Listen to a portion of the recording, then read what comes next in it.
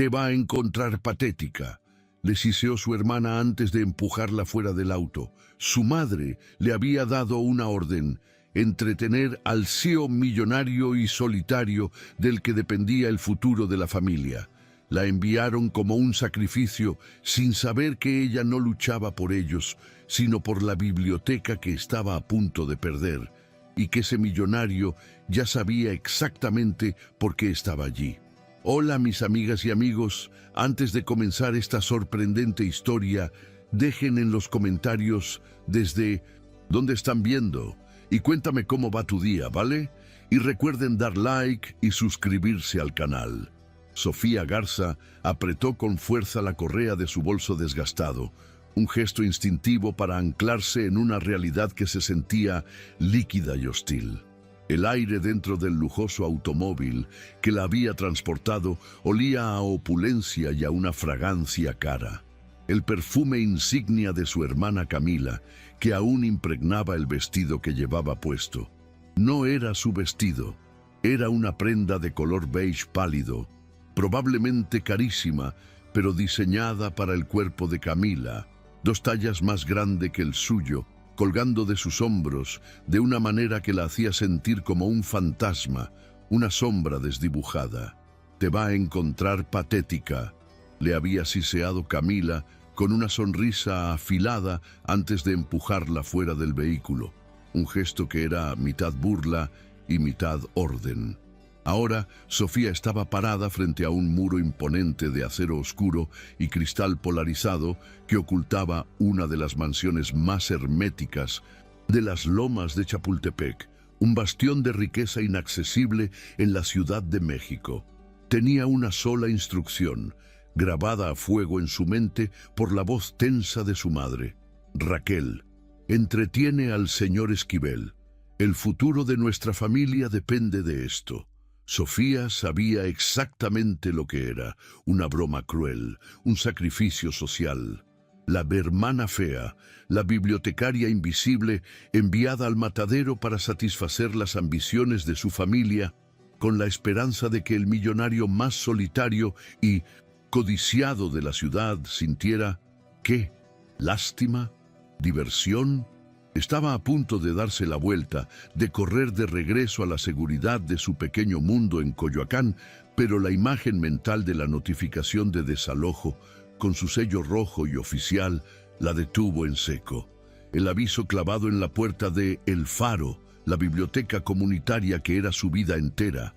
Con el estómago helado por una mezcla de pavor y determinación, extendió un dedo tembloroso y presionó el intercomunicador. El silencio que siguió fue pesado, opresivo, roto solo por el distante rumor del tráfico de la ciudad. Esperaba una voz robótica, la de un asistente o un guardia de seguridad. En cambio, después de un clic agudo que resonó en la calle vacía, fue una voz grave la que llenó el altavoz, una voz que sonaba real, cansada y con un toque de acero. Señorita Garza, la esperaba. No hubo preguntas, no hubo confirmación de identidad, solo una certeza que la descolocó. El imponente portón de acero se deslizó hacia un lado con un zumbido hidráulico casi silencioso, revelando no una casa, sino el comienzo de un camino de piedra volcánica rodeado de un jardín meticulosamente diseñado, tan perfecto que parecía artificial. Sofía tragó saliva. El material prestado del vestido beige, rozando incómodamente su piel. Cada paso que daba sobre la piedra pulida se sentía como una traición a sí misma. La casa principal se alzaba al final del camino, una estructura de ángulos imposibles, cristal y concreto oscuro, diseñada más para repeler que para acoger. La puerta principal, una losa de madera oscura de proporciones intimidantes, se abrió sola cuando ella se acercó. El interior estaba bañado en una luz fría y filtrada. No había nadie para recibirla, solo el eco de sus propios pasos nerviosos. Suba, el estudio está en el 2º piso. La misma voz resonó, esta vez desde un sistema de altavoces invisible en el techo. Sé exactamente por qué ha venido. Suba. Después de todo, La broma es conmigo. El Faro de 1900. Coyoacán era todo lo contrario a esa mansión. Mientras subía la escalera flotante de mármol, Sofía se refugió en el recuerdo de su biblioteca. El Faro no era grande, ni moderno, ni silencioso. Olía a polvo de libros antiguos, a madera barnizada por generaciones de voluntarios y al café de grano que ella misma preparaba cada mañana para los lectores madrugadores. Estaba vivo. Era un santuario de adoquines y bugambilias, un espacio donde los niños del barrio hacían sus tareas, donde los ancianos leían el periódico y donde ella, Sofía, se sentía completa. Pero el Faro estaba ahogándose. La gentrificación de la colonia avanzaba como una marea imparable y una constructora voraz había comprado el edificio. La notificación de desalojo no era una amenaza, era una sentencia de muerte. Tenían 30 días. 300,000 pesos era la cifra que necesitaban solo para detener el proceso inmediato, una cifra que para ella representaba el universo entero, pero que para el hombre que vivía en casa, según los artículos de finanzas, era menos que un error de redondeo. Este pensamiento la llenó de una ira sorda, una ira que era más fuerte que el miedo. El hombre al que iba a ver era Mateo Esquivel, el CEO de Esquivel Dynamics, un genio de la tecnología apodado por la prensa rosa como el eremita millonario. Un hombre que no había sido visto en un evento social en 3 años. La obsesión de su familia con Mateo Esquivel había comenzado hacía meses. Raquel, su madre, vivía aferrada a los restos de un prestigio social perdido, convencida de que solo una conexión poderosa podía restaurar el apellido Garza a su antigua gloria. Su hermana menor, Camila, era el vehículo para esa ambición. Camila era una influencer con 500,000 de seguidores, una criatura esculpida por filtros de Instagram y patrocinios cuyo valor se medía en likes y cuya mayor habilidad era la de hacer que cualquiera a su lado se sintiera opaco. Sofía, con sus gafas de pasta, su cabello castaño perpetuamente recogido en un moño desordenado y su pasión por la literatura clásica, era una anomalía en esa familia. Era la hermana fea, la sombra, la decepción silenciosa. Durante semanas, Raquel y Camila habían intentado por todos los medios superficiales posibles conseguir una audiencia con Esquivel. Habían fallado. Entonces, en un acto de desesperación y crueldad calculada, habían descubierto la necesidad urgente de Sofía. Habían usado su biblioteca, su única vulnerabilidad, para tender esta trampa. «Ve tú, Sofía», había dicho Raquel, con una dulzura falsa que le revolvió el estómago. «Quizás tu autenticidad le parezca exótica». La palabra autenticidad sonó como un insulto. El estudio era tan vasto e impersonal como el resto de la casa. Ventanales del suelo al techo mostraban una vista impresionante del bosque de Chapultepec, pero el cristal parecía bloquear el mundo exterior. Muebles minimalistas de diseñador estaban dispuestos con precisión geométrica, y allí, de espaldas a la puerta, mirando el paisaje urbano como un general observando un campo de batalla, estaba él, Mateo Esquivel. Era más alto de lo que las pocas fotos de paparazzi sugerían, con hombros anchos bajo una camisa oscura e impecable. No se volteó. Sofía permaneció en silencio, sintiendo el ridículo vestido beige colgar de su cuerpo. El silencio se estiró, convirtiéndose en un arma. Mateo lo sabía. Él era un hombre acostumbrado a que la gente se rompiera en su presencia. Había construido Esquivel Dynamics desde las cenizas de una traición pública.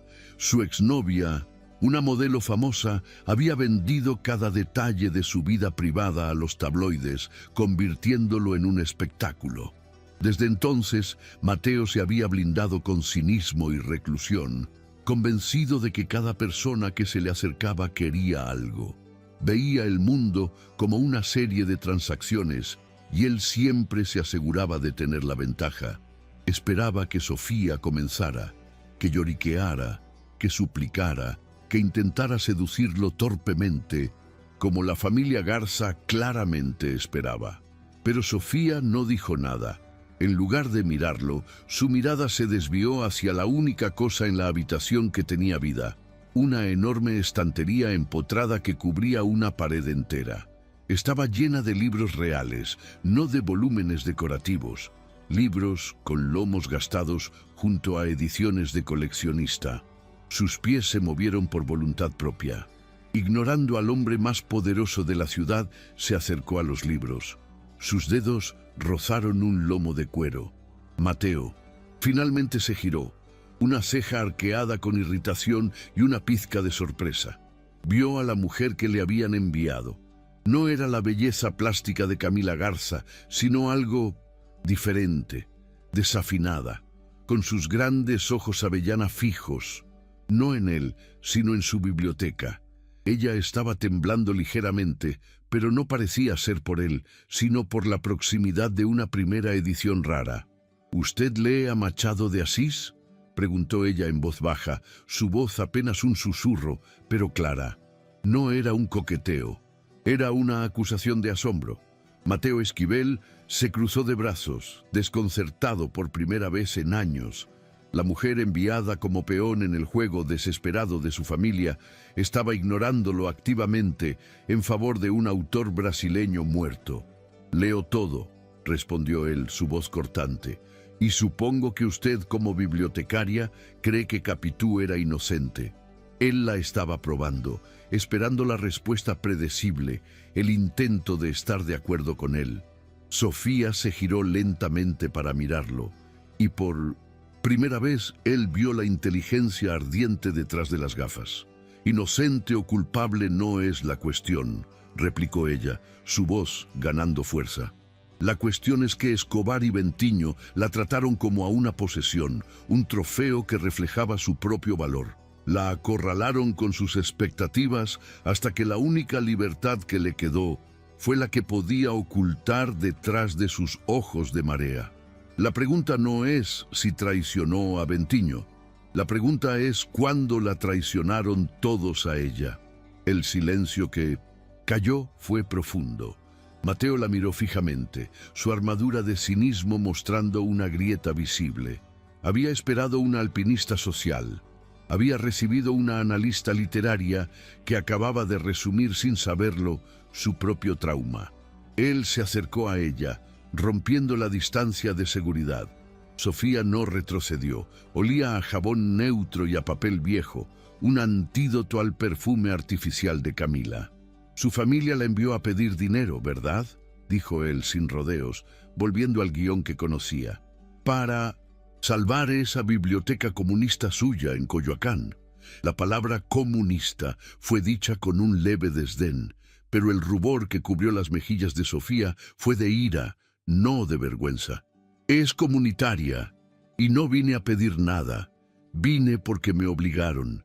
Mateo sonrió, una sonrisa fría que no llegó a sus ojos. «Pero necesita el dinero, 300,000 pesos, si mis informes son correctos. O la constructora Rivadeneira la aplastará antes de fin de mes». Sofía sintió un escalofrío. Él lo sabía todo. «Entonces, hagamos un trato, señorita Garza, un acuerdo que beneficie a ambos». «No estoy interesada en sus tratos, señor Esquivel», dijo ella, aunque su corazón latía con la desesperación de saber que el faro dependía de ello. «Usted quiere comprarme, igual que Bentinho creía que poseía a Capitú». Mateo casi se rió. La audacia. «No quiero comprarla, quiero alquilarla. Específicamente, quiero alquilar su autenticidad, esa misma que su familia desprecia», le explicó el acuerdo. 3 millones de pesos mexicanos, transferidos a la cuenta de la biblioteca, no a la suya. A cambio, ella sería su acompañante oficial durante 30 días. «Tengo 3 eventos públicos ineludibles este mes», explicó él, caminando hacia la ventana. «La gala del Munal, la cena de accionistas de Esquivel Dynamics y la boda de mi hermana. La prensa me está acosando, asumiendo que mi reclusión se debe a una crisis nerviosa o a un vicio secreto. Si me ven con una pareja estable, discreta e inteligente, quieren que sea su escudo social, interrumpió Sofía. Exactamente. Un contrato de 30 días, sin involucramiento emocional, una regla inquebrantable, sin publicidad mutua. Usted no habla de mí, yo no hablo de usted. Al final de los 30 días, la biblioteca está a salvo y nosotros nunca volvemos a vernos. Es una transacción limpia. Sofía lo miró, horrorizada por la frialdad del acuerdo, pero paralizada por la salvación que ofrecía. Es despreciable convertir una relación en un contrato. Es la única forma de relación que entiendo y en la que confío, replicó él. Usted necesita dinero para salvar algo que ama. Yo necesito paz para seguir trabajando. Ambos obtenemos lo que queremos. ¿O prefiere volver con su madre y decirle que falló? ¿Prefiere ver cómo demuelen su faro? La forma en que dijo el nombre de la biblioteca, con una pizca de burla, la hizo decidirse. Pero su orgullo seguía intacto. Lo rechazó. Mateo la miró y la máscara de civilidad se desvaneció, revelando al depredador corporativo que había construido un imperio. «Rechácelo, señorita Garza», dijo él, su voz bajando a un susurro gélido, «y mañana por la mañana yo mismo compraré ese edificio, personalmente, y lo demoleré. La gentrificación es inevitable. Yo solo la aceleraría. Su biblioteca desaparecerá para el almuerzo del viernes. Ahora, ¿tenemos un acuerdo?» El nudo en la garganta de Sofía era tan apretado que apenas podía respirar. Era jaque mate. La necesidad había estrangulado por completo su orgullo. Asintió una sola inclinación de cabeza, sintiéndose sucia, atrapada y, lo peor de todo, cómplice. «Bien», dijo Mateo, volviendo a su tono de negocios. «Mi asistente coordinará los detalles. El primer evento es este sábado, la gala del Museo Nacional de Arte». Se giró de nuevo hacia la ventana, dándola por despedida. «Y, señorita Garza», añadió sin mirarla, «venga con ropa suya. Ese vestido beige es un insulto a su inteligencia». Sofía salió de la mansión sintiéndose más desnuda que cuando entró. El primer evento, la gala en el Munal, se sintió como caminar hacia el cadalso. Mateo no le había enviado un vestido, una prueba, supuso ella. Desafiante, usó la única prenda elegante que poseía, un vestido de terciopelo verde botella, de corte simple, cuello alto y mangas largas, que había comprado en una tienda de segunda mano en la Roma Norte y que había ajustado ella misma. Era modesto, elegante y, sobre todo, era suyo. Cuando el coche de Mateo la recogió, él la examinó de arriba a abajo. No dijo nada sobre el vestido, pero sus ojos parecieron aprobar la elección. El viaje al centro histórico fue silencioso. El Munal estaba inundado de luces y prensa. Los flashes explotaron en cuanto Mateo salió del coche. Era la primera vez que se dejaba ver en 3 años y la prensa estaba enloquecida. Él, rígido como una estatua, le ofreció el brazo. Sofía lo tomó, su mano temblando sobre la manga del smoking. En el momento en que entraron al gran salón bajo las cúpulas, Sofía sintió cientos de ojos sobre ella, y entre ellos 2 pares ardían con especial intensidad, los de Raquel y Camila. Estaban en el otro extremo del salón, sus rostros una máscara de incredulidad y furia pura. La hermana fea no solo había entretenido al eremita millonario, había llegado a la gala más exclusiva del año del brazo de él. La envidia era tan espesa que casi podía saborearla. Mateo la guió por el salón, presentándola con una formalidad cortante. Sofía Garza, una gestora cultural. Él era distante, pero su mano nunca dejó la curva de su espalda baja. Era un gesto que las cámaras interpretarían como posesivo e íntimo, pero Sofía sabía que era control. Estaba dirigiéndola, asegurándose de que cumpliera su parte del trato. Estaban examinando una pintura de Remedios Varo cuando Camila se materializó a su lado, con su madre Raquel siguiéndola de cerca. La sonrisa de Camila era deslumbrante, diseñada para las cámaras que ahora se giraban discretamente hacia ellos. «Sofía, querida, qué sorpresa. Saliste de entre tus libros polvorientos». Su voz goteaba un falso asombro. «Mateo, es un placer volver a verte. Mi hermana es tan auténtica, ¿verdad? No sabe nada de estas cosas. Es casi adorable». Raquel observaba a Mateo, calculando el valor de la situación. Sofía se tensó, preparándose para la humillación que sabía que vendría. «Ay, Sofía, tienes una pelusa», dijo Camila acercándose. Y entonces tropezó. «¡Ay, qué torpe soy!», exclamó, mientras el contenido de su copa, de vino tinto, no champán, se arqueaba por el aire y se estrellaba directamente contra el pecho del vestido de terciopelo verde de Sofía. El jadeo colectivo en el salón fue instantáneo. La música pareció detenerse. El vino tinto oscuro se escurrió por el terciopelo verde, una mancha horrible y deliberada. La cara de Camila era un estudio de falsa preocupación, mientras Raquel ponía una mano sobre su boca, sus ojos brillando con malicia. Sofía se quedó congelada, el frío del líquido empapando su piel, la humillación pública quemándola más que el alcohol. Sintió las lágrimas picar detrás de sus ojos, la misma sensación de impotencia que había sentido toda su vida mientras Camila la eclipsaba y la disminuía.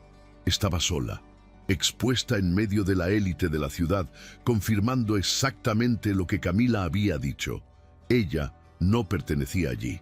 La broma había llegado a su punto culminante, pero antes de que Sofía pudiera pronunciar una palabra, antes de que pudiera huir, sucedió algo imposible. Mateo Esquivel, el hombre que odiaba las escenas públicas más que nada en el mundo, el hombre que vivía blindado, se movió con una velocidad depredadora. Tomó con calma la copa de la mano de Camila.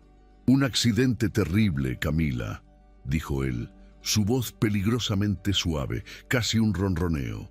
Y entonces, con un movimiento fluido y deliberado, Mateo volcó el resto del vino tinto directamente sobre la solapa de su propio smoking, un traje que probablemente costaba más que el alquiler de Sofía de todo un año.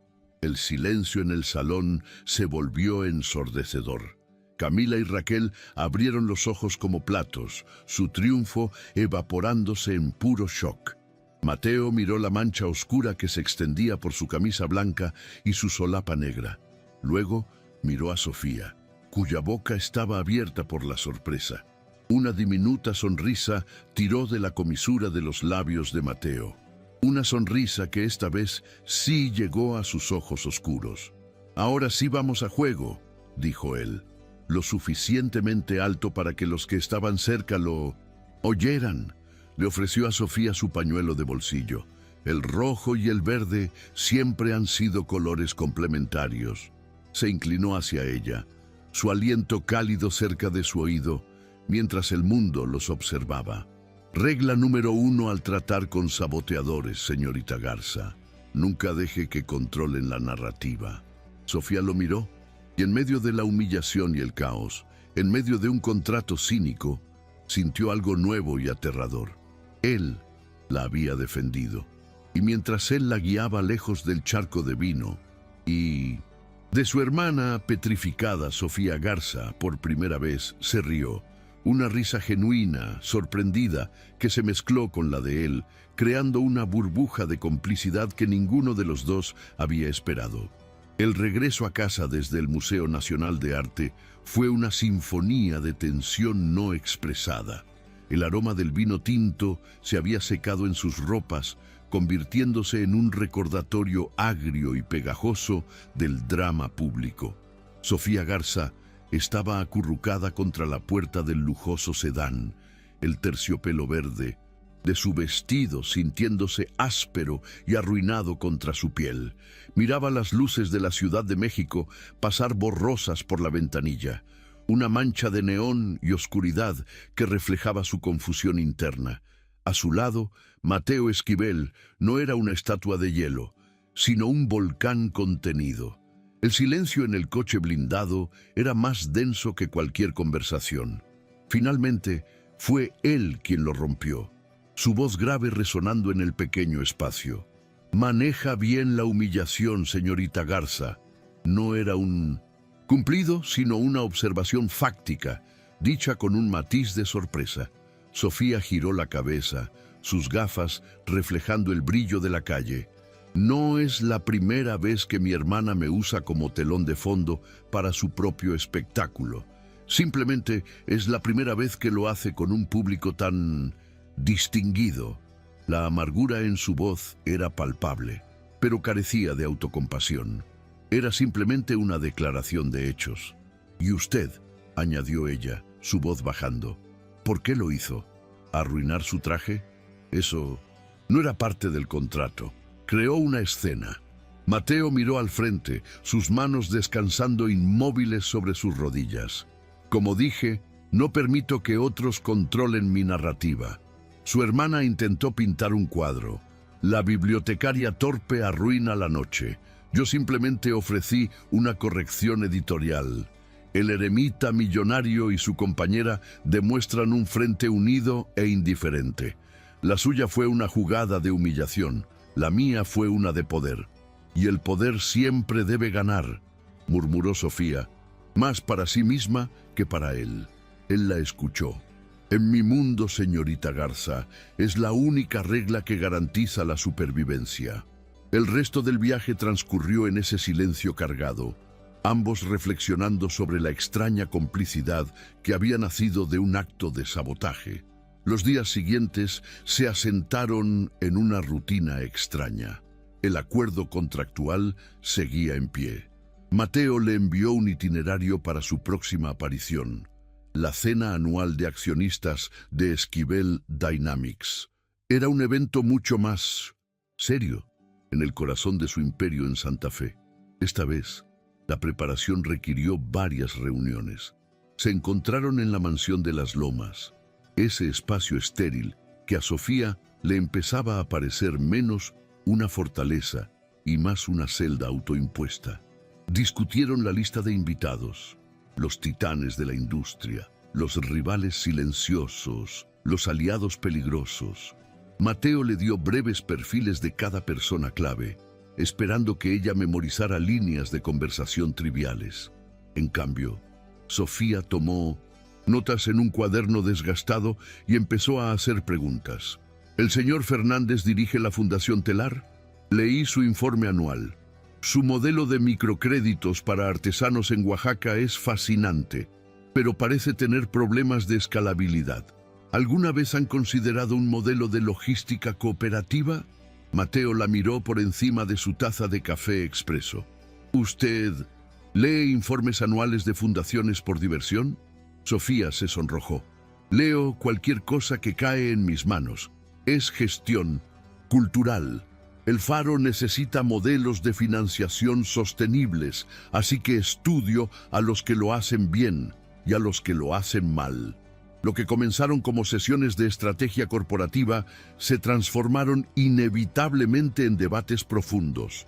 Discutieron sobre la responsabilidad social de las corporaciones, sobre la ética de la inteligencia artificial que su empresa estaba desarrollando y, por supuesto, volvieron a los libros.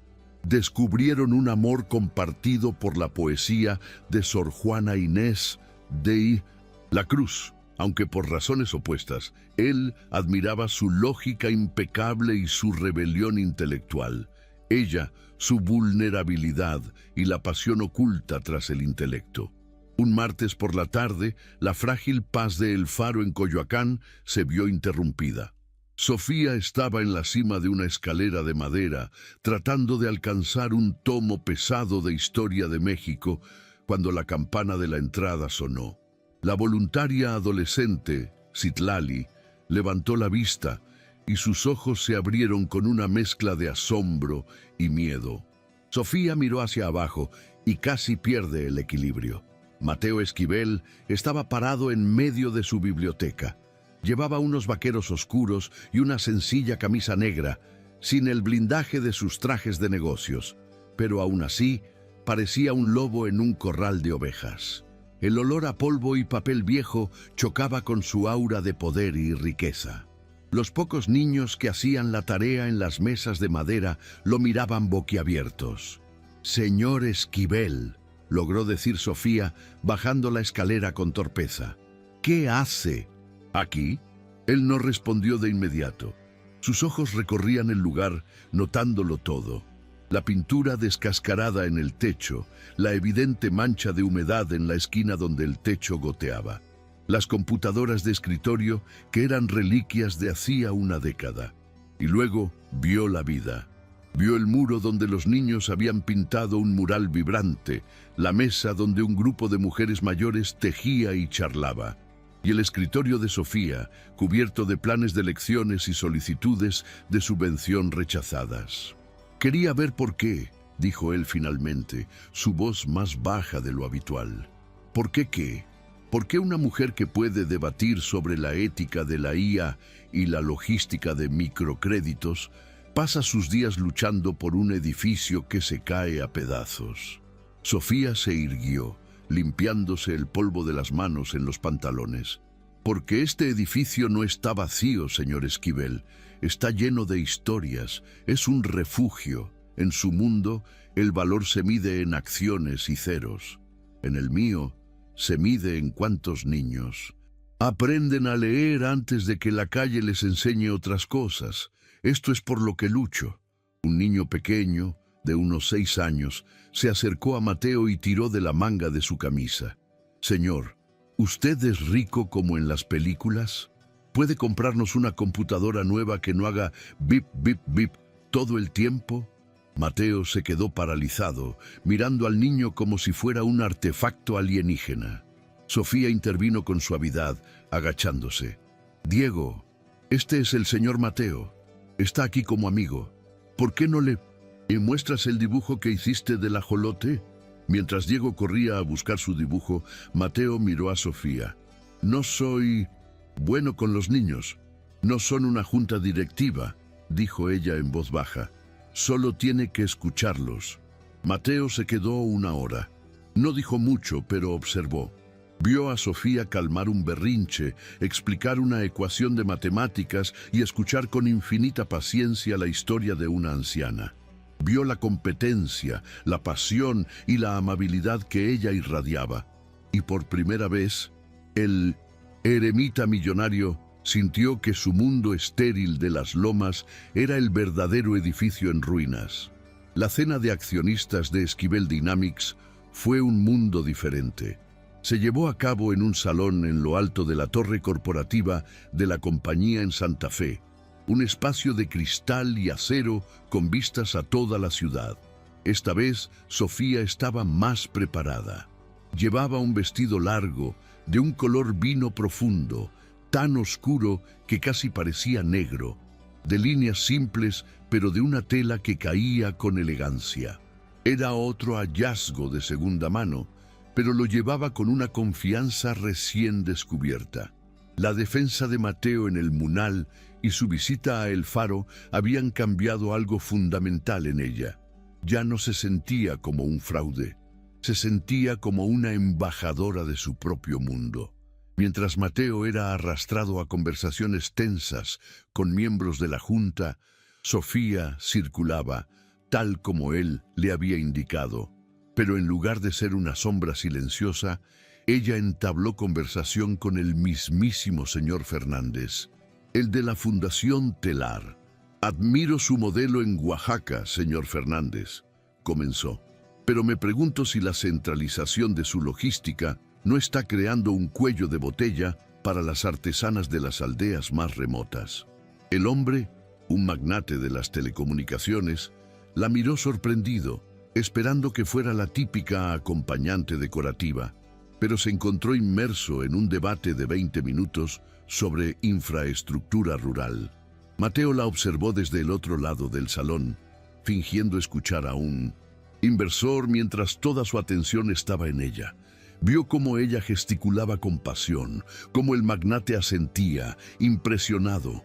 No estaba coqueteando, no estaba usando encantos superficiales, estaba siendo ella misma, brillante, informada y ferozmente inteligente. Y en ese momento, Mateo Esquivel se dio cuenta de que estaba en serios problemas. El contrato, su armadura, se estaba disolviendo. Mientras tanto, en un lujoso departamento en Polanco, Camila Garza y su madre Raquel observaban con furia las primeras fotos del evento que se filtraban en los blogs de sociales. Las imágenes eran claras, Mateo Esquivel y Sofía Garza, pero esta vez no había distancia contractual. Estaban de pie juntos, riendo de algo que el señor Fernández había dicho. La mirada de Mateo hacia Sofía no era la de un jefe hacia una empleada, era algo más. «La está mirando», siseó Camila, arrojando su teléfono al sofá de terciopelo. «La está mirando a ella, a la ratona de biblioteca, como nunca me miró a mí». Llevaba semanas intentando conseguir una invitación para el mismo círculo, solo para ver a su hermana, la que siempre había sido invisible, deslizarse sin esfuerzo. «Cálmate, Camila», dijo Raquel, aunque sus ojos también brillaban con veneno. «Esto es bueno, significa que él confía en ella». «No es bueno, mamá, se está enamorando de ella. Se suponía que era una broma, se suponía que ella iba a conseguir el dinero y luego desaparecer». Raquel sonrió, una sonrisa lenta y calculadora. «Y lo hará, el dinero es lo primero.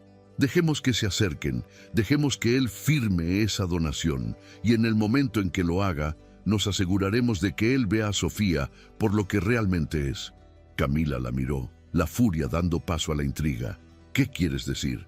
«Quiero decir», dijo Raquel, «que el mayor miedo de Mateo Esquivel es la traición. Su exnovia lo destruyó públicamente. Si él cree, aunque sea por un segundo, que Sofía es igual a ella, que lo está usando, que se está burlando de él, la destruirá. Y nosotras estaremos allí para recoger los pedazos y el dinero». Camila, una maestra de la manipulación digital, entendió de inmediato. «Necesitamos pruebas. Necesito que parezca que ella es una estafadora». «Entonces, querida», dijo Raquel, «será mejor que empieces a fabricarlas». El viaje de regreso de la cena de accionistas fue el polo opuesto al primero. La tensión había sido reemplazada por una comodidad silenciosa. Habían tenido éxito. La junta estaba impresionada, no solo por las cifras de Mateo, sino por la presencia sólida e inteligente de Sofía a su lado. Cuando el coche se detuvo frente al modesto edificio de apartamentos de Sofía en la colonia Narvarte, ninguno de los dos se movió para salir. «Lo hiciste bien esta noche», dijo Mateo, su voz desprovista de la ironía habitual. «Hablaste con Fernández durante media hora. Nunca habla con nadie durante media hora». Sofía sonrió en la oscuridad. «Estábamos discutiendo sobre telares de cintura. Es más interesante de lo que parece». Se hizo un silencio. Sofía se volvió hacia él, su rostro apenas visible a la luz de la luna. «Gracias por lo de la biblioteca, por venir. Vi lo que significa para ti», dijo él. «Es real». Se miraron, el espacio entre ellos encogiéndose, cargado con todo lo que no estaba en el contrato. «Mateo», comenzó ella, usando su nombre de pila por primera vez sin pensar. «Sofía», respondió él, rompiendo su propia regla de hierro, rompiendo los 3 años de reclusión autoimpuesta. Mateo se inclinó. No fue un beso apasionado ni exigente, sino un contacto tentativo, un roce de labios que era más pregunta que respuesta. Fue un beso de asombro, de reconocimiento. Él esperaba acero y encontró suavidad. Ella esperaba hielo y encontró un calor inesperado. Duró solo un segundo, pero fue suficiente para hacer añicos el acuerdo.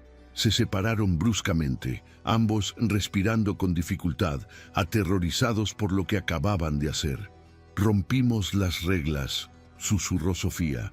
Al día siguiente el pánico se había instalado. Sofía marchó a la mansión de las Lomas con la determinación de terminar el acuerdo. El beso lo había complicado todo, lo había ensuciado. Se sentía como la peor clase de cliché. «Señor Esquivel», comenzó en cuanto él entró en el estudio. «Mateo», la corrigió él, «no podemos seguir con esto. El beso fue un error. El acuerdo es nulo. No puedo aceptar el dinero ahora». Mateo la observó, su rostro impasible, pero sus ojos delataban la tormenta interna. Él también había pasado la noche en vela, reviviendo su propio trauma, el miedo a la vulnerabilidad. Pero la imagen de ella en la biblioteca, rodeada de niños, era más fuerte. «El acuerdo no es nulo», dijo él con firmeza. Se sentó en su escritorio y tecleó algo en su computadora. Se giró la pantalla hacia ella. Era el portal de su banco.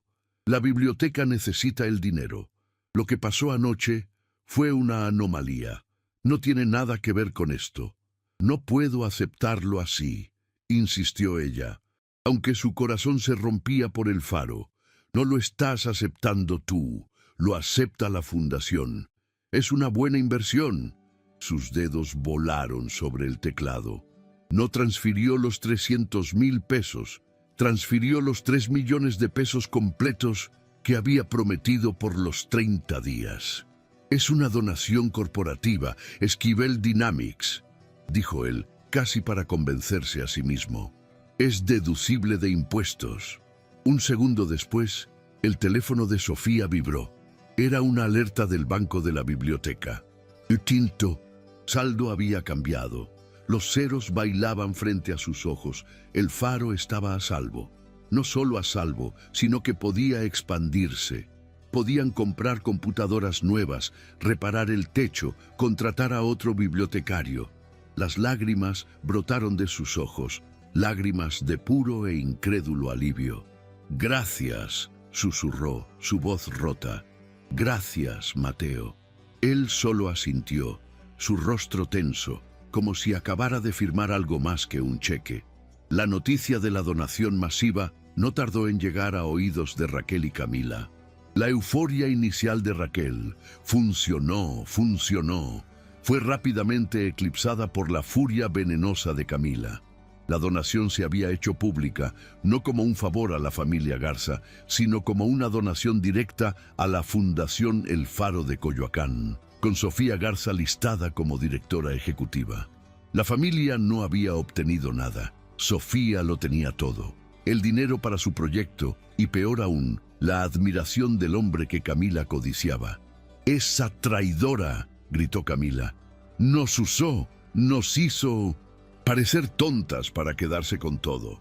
«Ahora, Camila», dijo Raquel, su voz fría como el hielo, «ahora es el momento. Tienes lo que necesitas. Destrúyela». Camila se puso a trabajar. Era una maestra de la narrativa digital. Había estado grabando en secreto a su hermana durante semanas. Tenía un clip de Sofía, eufórica, después de la cena de accionistas, diciendo a su madre por teléfono: «Mamá, ni siquiera puedo creer lo fácil que fue. Confía en mí por completo. Es casi ingenuo después de todo lo que le pasó». Tenía otra grabación de Sofía quejándose de la seguridad de Mateo. «A veces es tan paranoico con su dinero, pero ahora lo tengo comiendo de mi mano». Contrató a un experto en edición de audio y falsificó extractos bancarios. En cuestión de horas tenía su arma, un audio editado donde Sofía parecía jactarse de haber engañado a un cajero automático paranoico y de cómo planeaba desviar una parte de la donación para gastos personales y un viaje. Mateo Esquivel estaba en su oficina en el último piso de la torre de Esquivel Dynamics. Por primera vez en años, la vista de la ciudad no le parecía una amenaza, sino una promesa.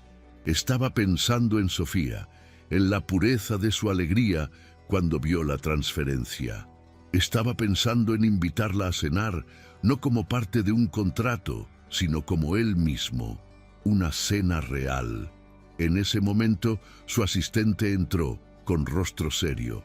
«Señor Esquivel, Esto acaba de llegar por mensajería privada. Está marcado como personal y urgente. El remitente es anónimo. Mateo frunció el ceño. Abrió el sobre. Dentro había una memoria USB y una serie de extractos bancarios impresos. Los papeles parecían mostrar una transferencia de 100,000 pesos desde la cuenta de El Faro a una cuenta de ahorros personal a nombre de Sofía Garza. Sintió una punzada de irritación. Un error administrativo, seguramente. Conectó la memoria USB a su computadora. Un archivo de audio se abrió automáticamente. La voz de Sofía, inconfundible pero con un tono burlón y cruel que él nunca había oído, llenó el silencio de la oficina. Ni siquiera puedo creer lo fácil que fue. Es tan paranoico. Pero ahora lo tengo comiendo de mi mano. Un cajero automático. La sangre de Mateo Esquivel se heló. Cada palabra era un martillazo en el cristal de su trauma. Era la voz de su exnovia, la voz de todos los que lo habían usado. El calor que había sentido, la esperanza, la conexión, todo se evaporó, reemplazado por un vacío ártico. La historia se repetía, y él, una vez más, había sido el tonto. El hielo no se formó lentamente en las venas de Mateo Esquivel. Se apoderó de él instantáneamente. En el momento en que la voz editada de Sofía llenó su oficina estéril en Santa Fe, el calor incipiente que había comenzado a sentir, esa peligrosa vulnerabilidad que ella había cultivado con su inteligencia y su torpe autenticidad, se extinguió. Fue reemplazado por el vacío ártico de la traición recordada, un fantasma que nunca lo había abandonado. Cajero automático paranoico, comiendo de mi mano. Las palabras resonaron, superponiéndose con los ecos de su exnovia, jactándose ante la prensa. Los extractos bancarios falsificados que mostraban 100,000 pesos desviados a una cuenta personal eran simplemente la confirmación visual de lo que su trauma le gritaba. Había sido un tonto, otra vez. Había confundido la inteligencia con la inocencia, la necesidad con la virtud.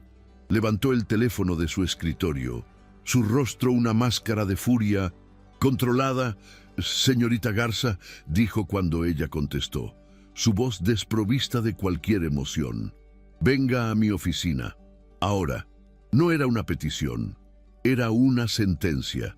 Sofía llegó a la torre de Esquivel Dynamics sintiendo una ligera vibración de ansiedad, pero eclipsada por la euforia de su victoria. El Faro estaba a salvo. Los 3 millones de pesos estaban en la cuenta, una cifra tan astronómica que todavía no podía comprenderla del todo.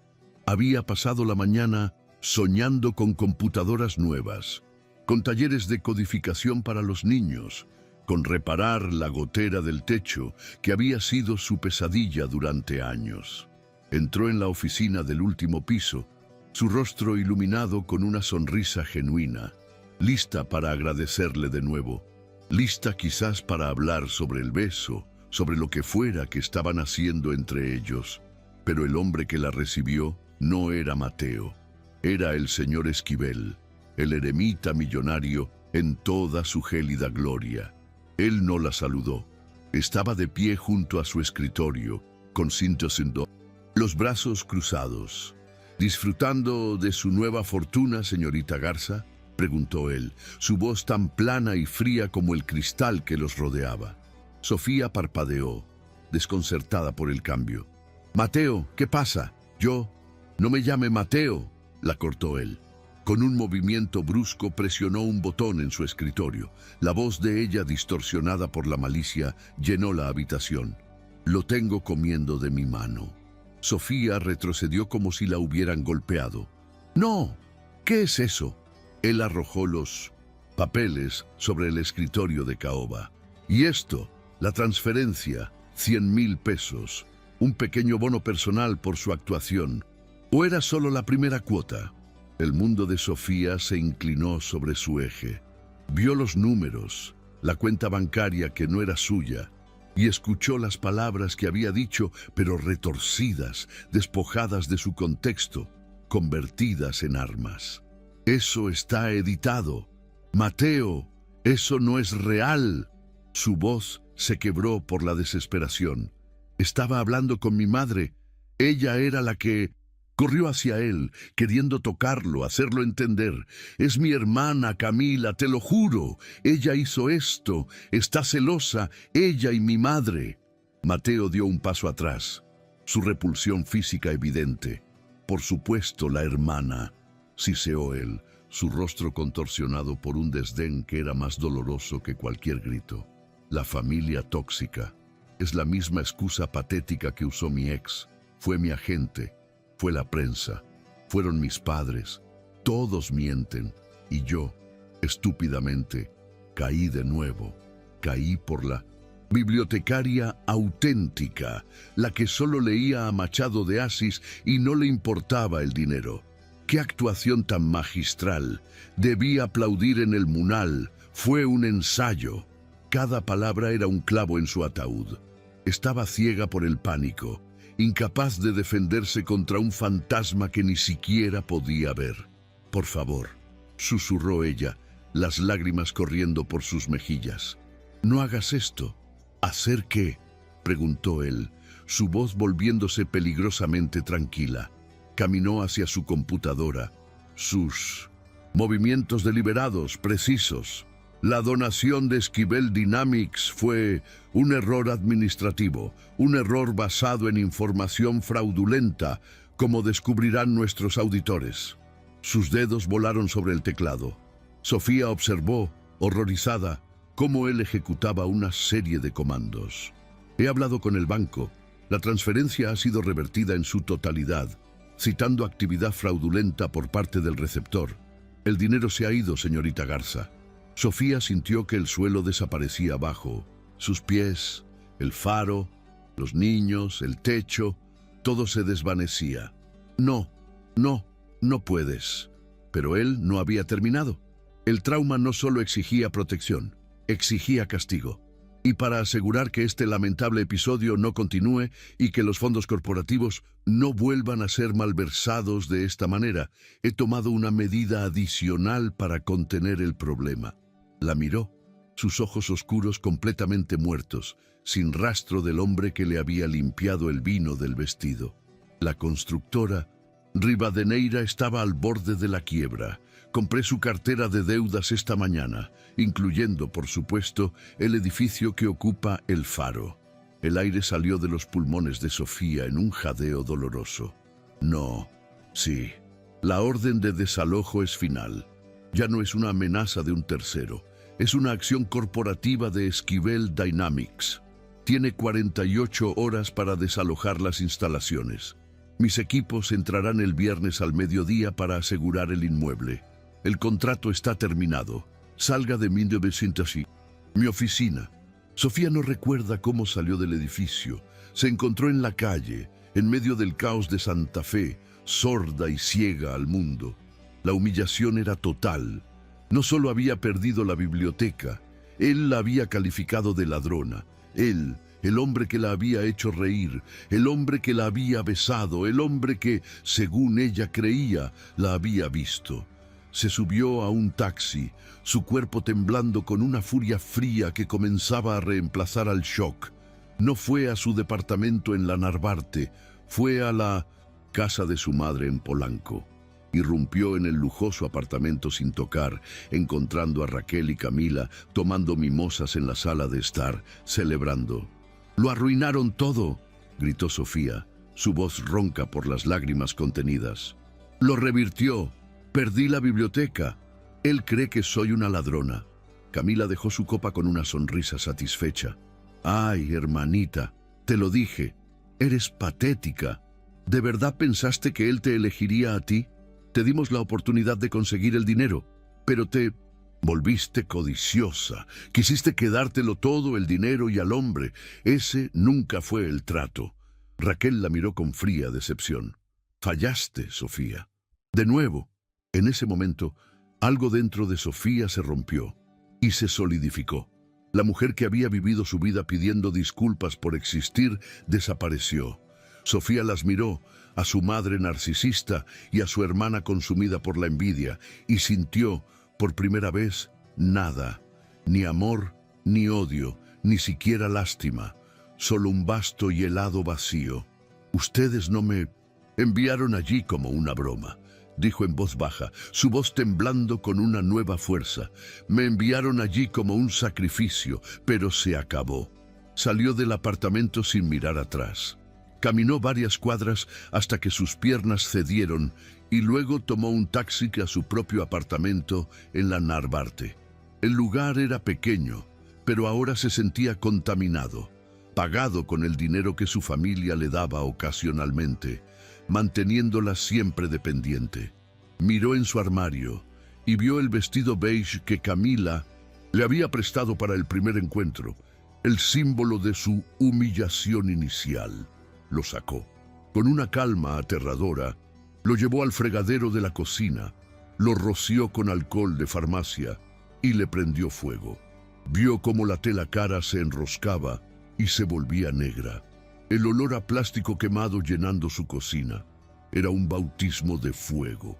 Empacó una sola maleta con sus libros más preciados, su computadora portátil y 2 mudas de ropa.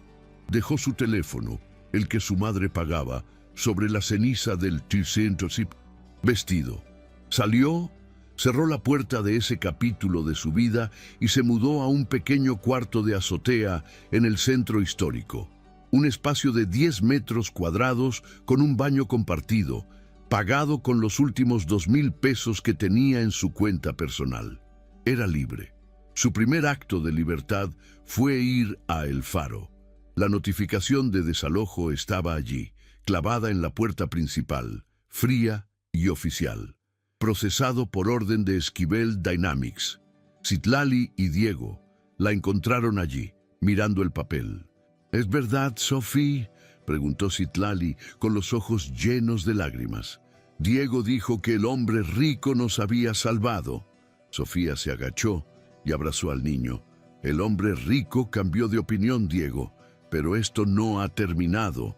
Se volvió hacia Citlali y los otros voluntarios que se habían reunido. «Nos quedan 24 horas. No vamos a salvar el edificio, pero vamos a salvar lo que representa». Se sentó en la vieja computadora de escritorio que funcionaba, la que no hacía bip, bip, bip, y comenzó a escribir.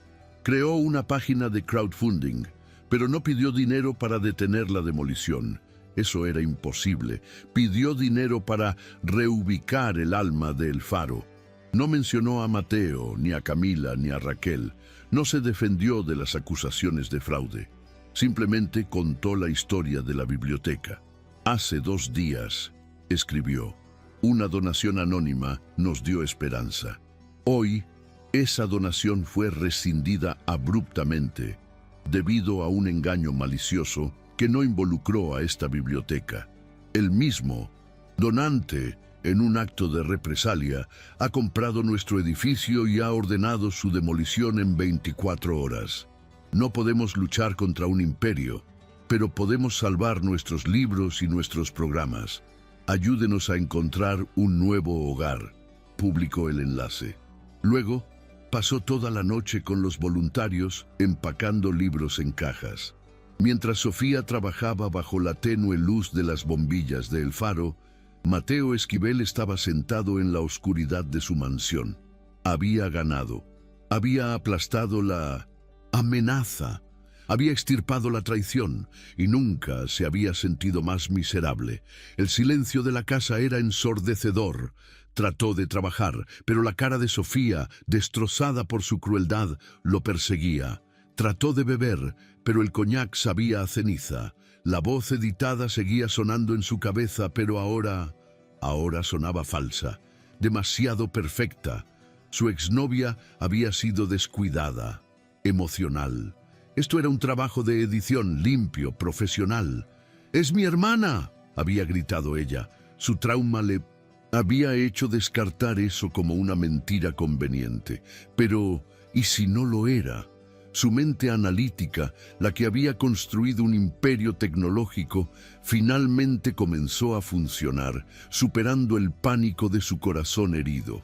era un experto en datos. ¿Por qué había aceptado pruebas tan superficiales? Llamó a su jefe de ciberseguridad a las 3 de la mañana. Tengo un trabajo para ti.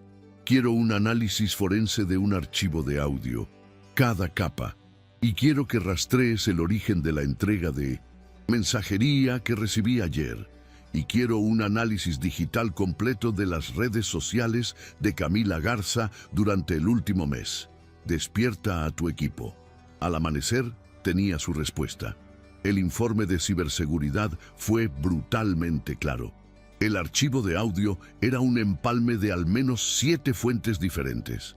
El equipo de Mateo había encontrado los archivos de origen. La mayoría eran stories de Instagram que Camila había grabado y publicado, donde se burlaba sutilmente de su hermana. Pero la pieza central, el comiendo de mi mano, provino de una llamada telefónica.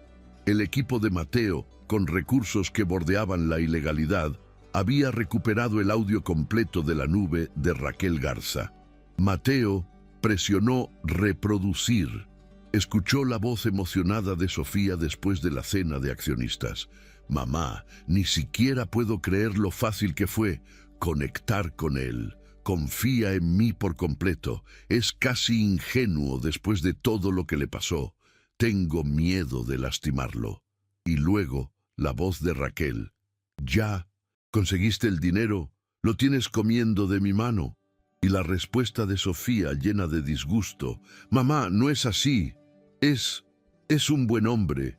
Y no lo tengo comiendo de mi mano. Qué asco que digas eso. No quiero su dinero, quiero salvar la biblioteca. La verdad lo golpeó con la fuerza de un tren de carga. No solo era inocente, sino que lo había estado protegiendo de su propia familia. Y los extractos bancarios, un simple Photoshop, tan bien hecho que engañó a sus ojos, pero no a un análisis de software. Y el mensajero, rastreado hasta un servicio pagado en efectivo por un asistente personal de Camila Garza. El horror de lo que había hecho lo paralizó.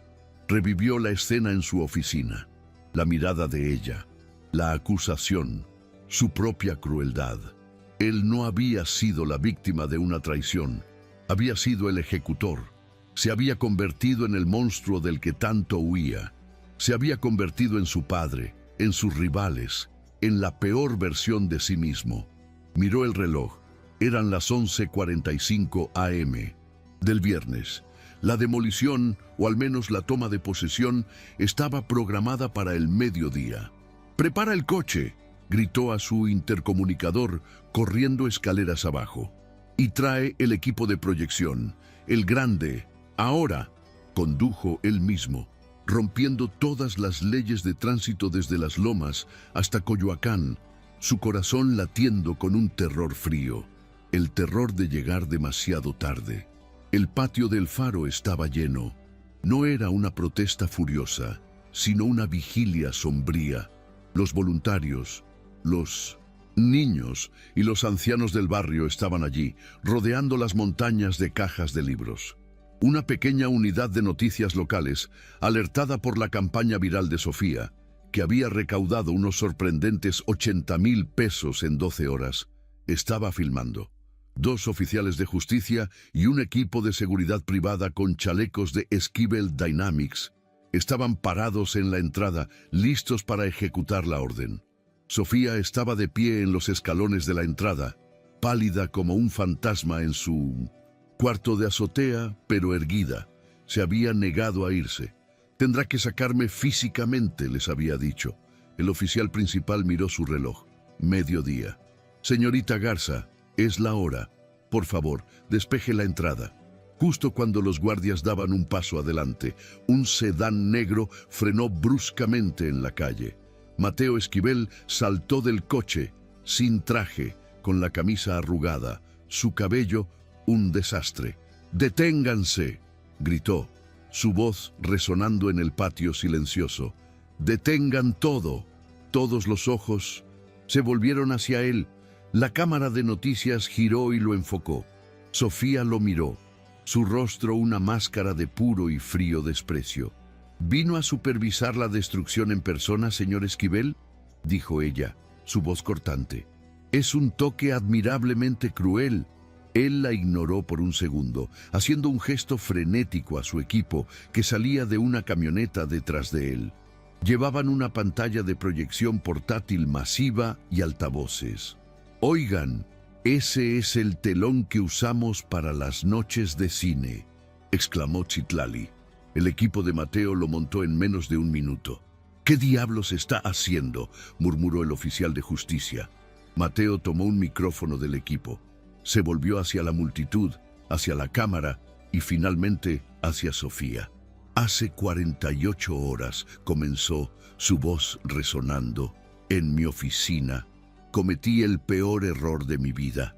Fui víctima de un engaño sofisticado y en mi ceguera, en lugar de buscar la verdad, ataqué a la única persona en esta historia que ha actuado con absoluta integridad». Los susurros recorrieron la multitud. Mateo hizo una señal a su técnico. «Me enviaron esto». Presionó reproducir. La voz falsa de Sofía llenó el patio. «Comiendo de mi mano. Cajero automático». Sofía cerró los ojos. La humillación pública quemándola de nuevo. «Pero esta», continuó Mateo, su voz quebrándose por primera vez, «es la verdad». Presionó reproducir de nuevo. Esta vez fue la llamada telefónica completa. El patio escuchó en silencio atónito la voz de Raquel. «¿Lo tienes comiendo de mi mano?» Y la respuesta de Sofía: «Qué asco que digas eso, mamá. Es un buen hombre». La grabación continuó, revelando la conversación completa de Raquel y Camila, donde planeaban el sabotaje. «Destrúyela. Haz que parezca una estafadora, que pague por habernos dejado fuera». La malicia era tan explícita, tan innegable, que la multitud soltó un jadeo colectivo. Cuando el audio terminó, un silencio de muerte cayó sobre el patio. Mateo bajó el micrófono. Caminó hacia Sofía, que estaba temblando, las lágrimas corriendo por sus mejillas mientras miraba la pantalla. Él se detuvo a 1 metro de distancia, vulnerable, expuesto ante ella y el mundo. «Sofía, fui un tonto arrogante y ciego. Dejé que mi pasado me convirtiera en el villano de tu historia. Te humillé, te quité lo que más amabas. Y no hay palabras para te pido perdón. Aquí, frente a tu comunidad, te pido perdón». El oficial de justicia, ahora luciendo increíblemente incómodo, se aclaró la garganta. «Señor Esquivel, la orden de desalojo sigue en pie». Mateo se giró hacia él. «Esa orden de desalojo se cancela. Esquivel Dynamics no es el propietario de este edificio». Se volvió hacia la multitud. «A partir de este momento, Esquivel Dynamics anuncia la creación de la Fundación Garza de Fomento a la Lectura», dijo, usando el apellido de ella, un apellido que ella ahora redefiniría.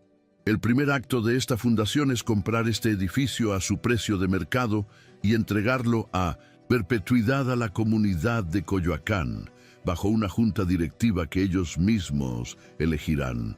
La multitud estalló en vítores. «¡Y!», gritó Mateo por encima del ruido. «El segundo acto de la fundación es financiar esa junta directiva con un presupuesto operativo inicial de 10 millones de pesos». Los vítores se convirtieron en un rugido.